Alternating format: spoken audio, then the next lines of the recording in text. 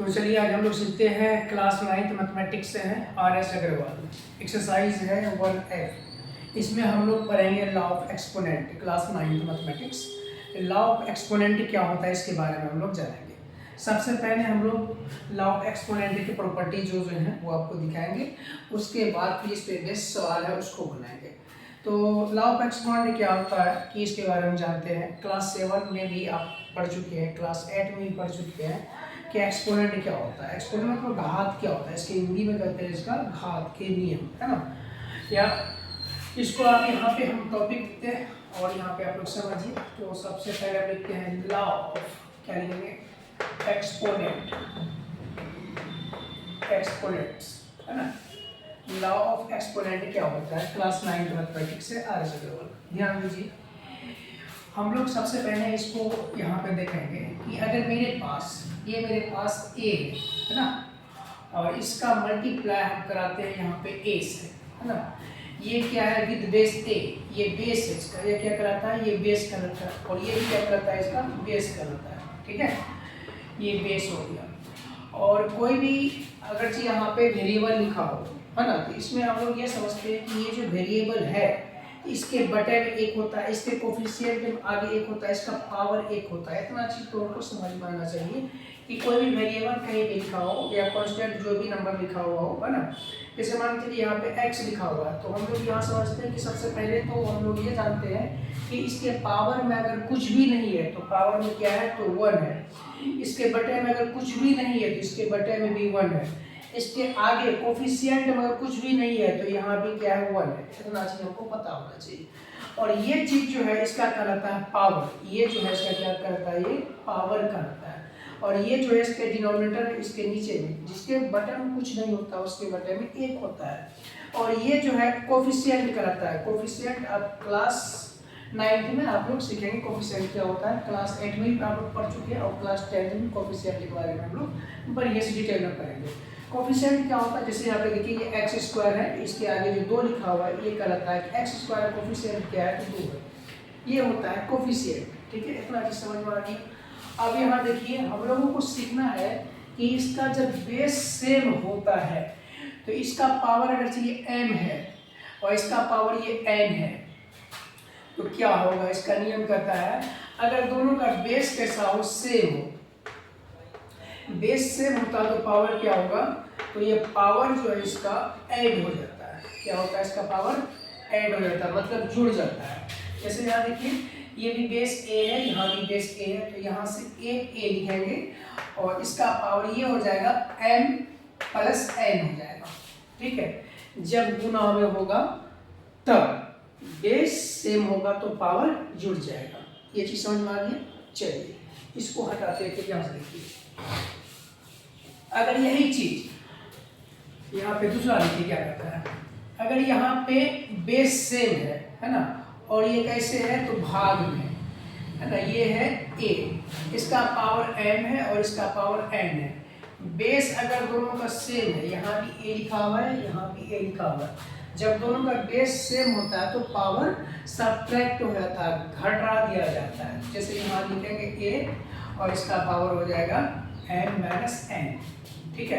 Exercise 1F के लिए हम ये करा रहे हैं। कौन सा एक्सरसाइज है ये, exercise 1F RS Agarwal mathematics, ठीक है।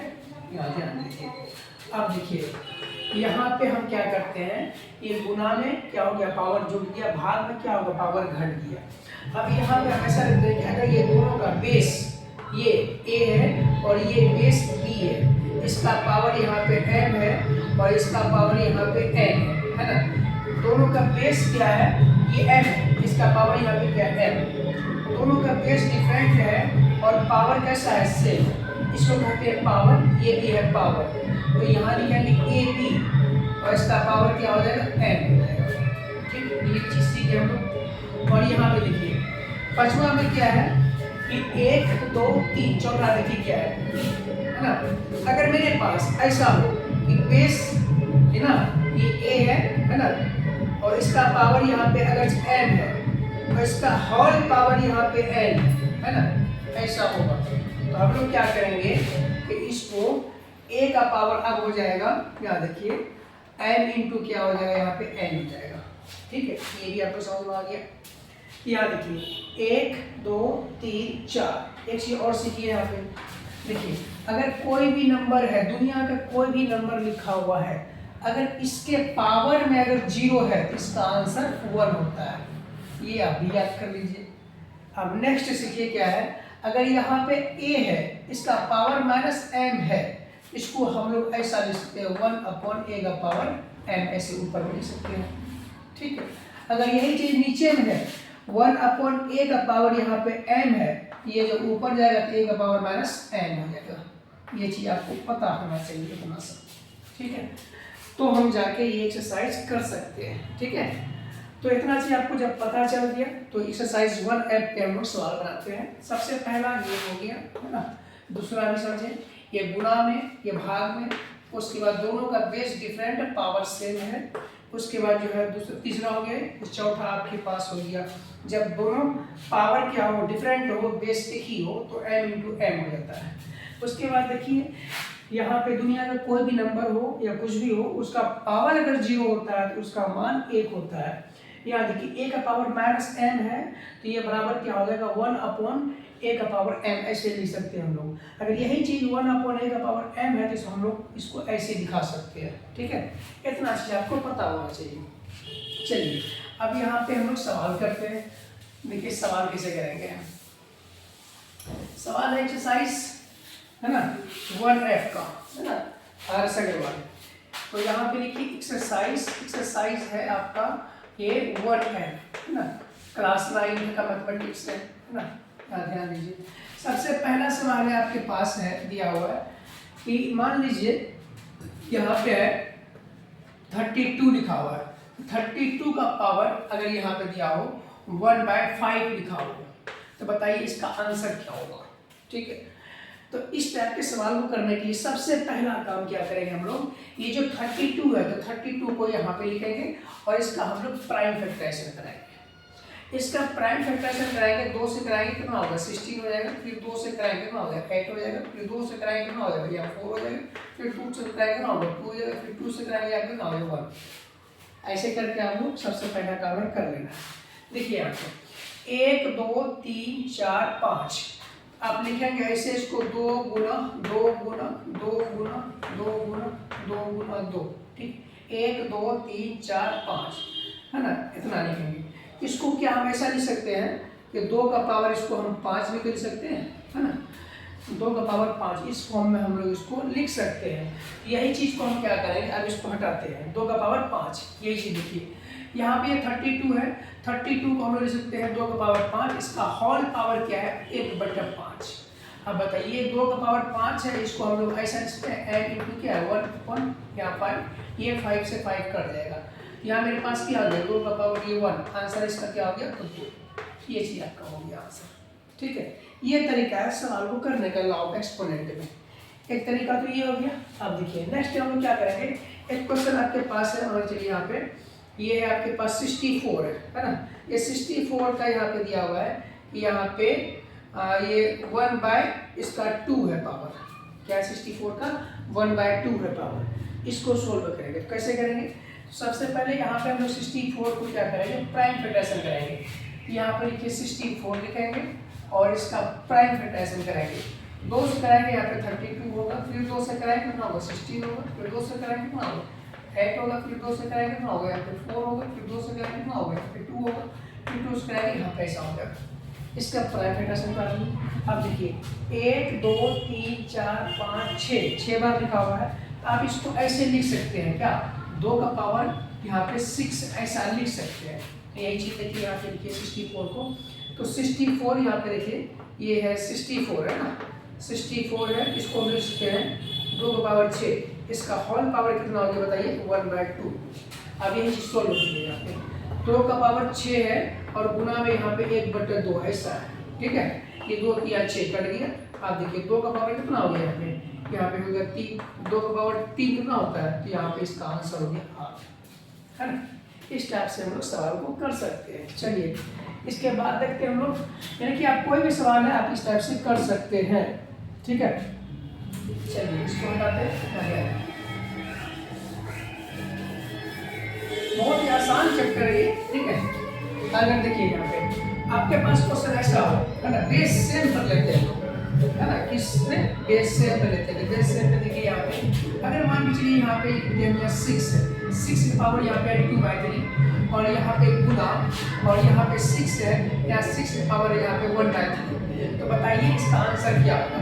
सिंपल सा तरीका आपको सोल्व करने का पता होना चाहिए कि जब दोनों का बेस सेम है तो इसको हम कैसे लिखते हैं इससे, और दोनों पावर क्या होगा, जुड़ जाएगा 2/3 प्लस 1/3। इसका एलसीएम लेंगे, डायरेक्टली एलसीएम लेंगे। जब एलसीएम लेंगे इसका एलसीएम आएगा 3 और यहाँ से इसको काटेंगे नहीं, और 2 प्लस कितना हो जाएगा, फिर डिनोमिनेटर जब इसका सेम होता है तो हम लोग यहाँ लिखेंगे 3/3। तो 6 का पावर कितना हो गया, 1 हो गया। आंसर कितना हो गया इसका 6। कोई दिक्कत नहीं, ठीक है। चलिए ये भी क्वेश्चन आपका हो गया। सिखाने के लिए आपको क्वेश्चन इजी दे रहे हैं, ठीक है। आप देखिए यहाँ पे 7 है और यहाँ 7 का पावर यहाँ पे है, मान लीजिए कि 2/3 है ना, 7 की पावर 2/3 है और यहाँ पे गुना यहाँ 8 है, इसका पावर यहाँ पे है, ये 2/3 है। बेस दोनों कैसा है, दोनों का बेस डिफरेंट है, दोनों का बेस देखिए डिफरेंट है। 8 और 7 को मल्टीप्लाई करोगे तो 56 हो जाएगा और इसका पावर, दोनों का पावर कैसा है, दोनों का पावर सेम है। यहाँ पे लिख देंगे हम लोग 2/3, ये इसका आंसर है, ठीक है। ये क्वेश्चन है। अब नेक्स्ट क्वेश्चन देखिए, अगर मेरे पास ऐसा लिखा हो क्वेश्चन, यहाँ 6 है और 6 का पावर यहाँ पे है ना 1/2 है, 6 का पावर यहाँ पे कहते हैं यहाँ पे 5 है, ठीक है, डिवाइडेड बाय, और यहाँ पे ये 6 है, इसका पावर यहाँ पे दिया हुआ है ना, यहाँ पे 2 दिया हुआ है, ठीक है। इसका आंसर क्या होगा, मानो तो पढ़े कि बेस अगर सेम होता तो डिवाइड में क्या होता, पावर इसका घट जाता है। 5 में से 2 जाए कितना बचेगा, क्या 5 - 2 निकालेंगे और यही इसका आंसर हो गया। 6 का पावर कितना बताइए, 6 का पावर 3 हो गया आंसर इसका, 6 का पावर 3। आप ऐसे या सोल्व कीजिए, आंसर हो गया, ठीक है। या तो कोई दिक्कत नहीं। फिर से देखिए क्वेश्चन और देखते हैं हम लोग। इस टाइप का क्वेश्चन आएगा, प्रैक्टिस करके आप बना सकते हैं बहुत आसानी से, ठीक है।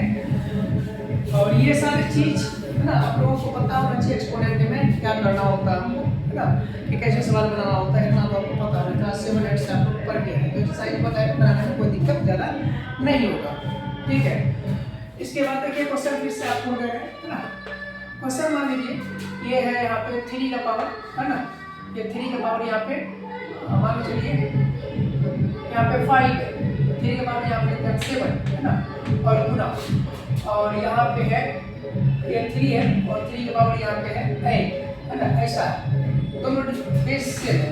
जब बेस सेम होने के बाद पावर क्या होता है, इसको हम ऐसे लिखेंगे 8 7 15, दिक्कत नहीं, ये भी आपका ठीक है। अगर देखिए यहाँ पे एक क्वेश्चन आपके पास ऐसा है कि यहाँ पे 2 का पावर दिया -5 है, आप उसको ऐसे लिखते हैं 1/2 का पावर 5, ऐसा लिख सकते हैं। ये भी देखिए इस तरह से क्वेश्चन आ सकता है ना। ये सारा प्रोसेस है सवाल करने का, ठीक है।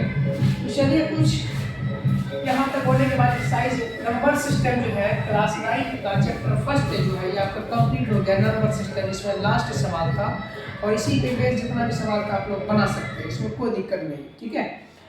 तो इसमें अगर कोई भी दिक्कत होगा तो आप लोग सवाल अपना फिर से आप पूछ सकते हैं, बना सकते हैं, है ना। इसमें बहुत ही आसान सब है, ठीक है। सवाल इससे ज़्यादा कुछ नहीं हो सकता है, ठीक है।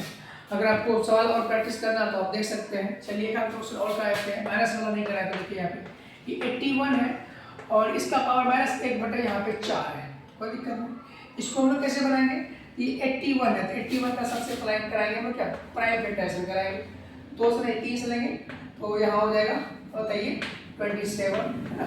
फिर 3 से लेंगे 3 किया 9, फिर 3 से लेंगे 3 किया 9, ठीक है, ये हो गया। फिर 3 से लेंगे हो गया 1 2 3 4, ठीक है। इसको ऐसे लिख सकते हैं। तो 3 का पावर कैसे लिखेंगे, इसको बताइए 3 का पावर यहाँ पे लिखेंगे 4, इसका होल पावर लिखेंगे -1/4, ठीक है।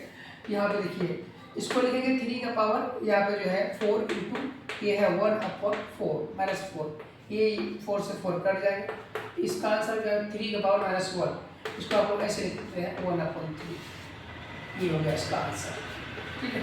इसी टाइप से सारा क्वेश्चन है, आप लोग बना सकते हैं, कोई दिक्कत नहीं, ठीक है। चलिए आपको थोड़ा सा हम इसमें जो कंसेप्ट जो भी जो प्रॉब्लम होगा तो आप लोग कमेंट कर सकते हैं। एक चीज़ है कि यूट्यूब पे जीनियस क्लासेस आप लोग जो पढ़ रहे हैं, इसका नाम यूट्यूब चैनल का नाम है तो जीनियस क्लासेस है, ठीक है। तो आपको बता दें इसमें कुछ और बात हम, जीनियस क्लासेस, और ये नासिर हुसैन जब सर्च मारिएगा, नासिर हुसैन जब इस पर आप सर्च मारिएगा तब यहाँ पे आपको है ना मेरा चैनल खुलेगा, ओपन होगा, ठीक है। तो यहाँ से आप लोग क्या कर सकते हैं, प्ले लिस्ट खोलिएगा, तो प्ले लिस्ट में आपको सारा वीडियो देखिए। क्लास जो है हम यहाँ पे लेके चल रहे हैं, क्लास 12th तो है ही ना, और आपको क्लास 11th का भी मैथ वही प्रॉपर है, 11th 12th है, लेकिन इस बार जो स्टार्ट की हम क्लास है ना 9th भी स्टार्ट किए हैं, और क्लास आपको है ना आपको 10th भी स्टार्ट किए हैं, और ये क्लास 8 का जो है इसको भी स्टार्ट करने का हम इस बार प्रयास कर रहे हैं, है ना। क्लास 7 का भी मैथ हम स्टार्ट करने का प्रयास कर रहे हैं, ठीक है।